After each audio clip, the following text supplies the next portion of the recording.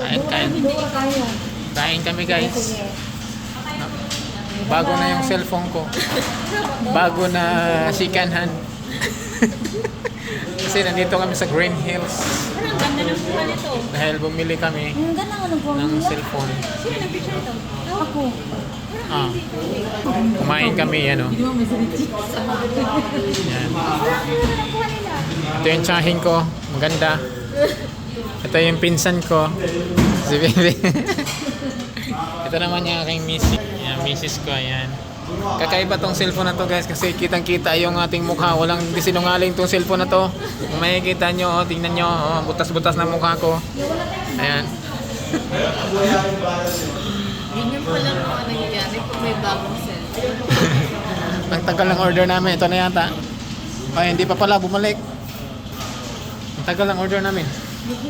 Palabot lang sa ano. Kaya bumili ako ng second hand na cellphone guys kahapon New Year kasi naiwanan ko sa taxi yung cellphone ko. Kung shout out sa kumuha ng cellphone ko, kung sino ka man, no? Tinawagan namin 1 minute pa lang bago lumabas. Paglabas namin sa sa taxi, 1 minute or 2 minutes, tinawagan kaagad namin. Hindi man lang sinagot yung cellphone. Posibleng hindi niya marinig yon kasi napakalakas ng ring nun. Tapos, ito na. Thank you, ya. Palabok lang order ko. Yan sa kanya, bangus. Tuloy tayo. Kain na kami, kain na.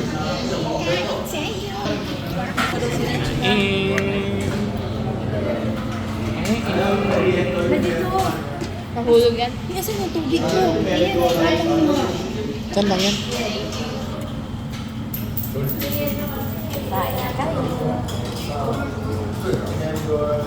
Isunod pa nito na ako. Hilo na kita mga hilo. Mga hilo na kami guys. Kulang pa kami sa tulog. Kain. Sabi rin kay last banding naman natin ito. Mamauwi naman niya.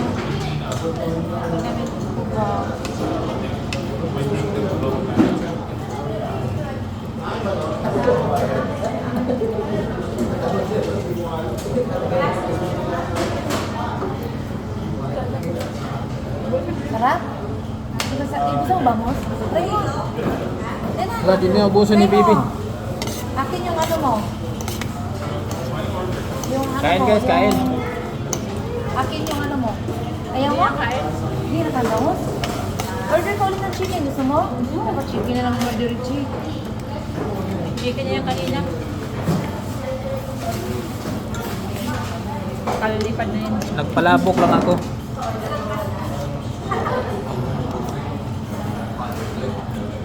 Busog yan.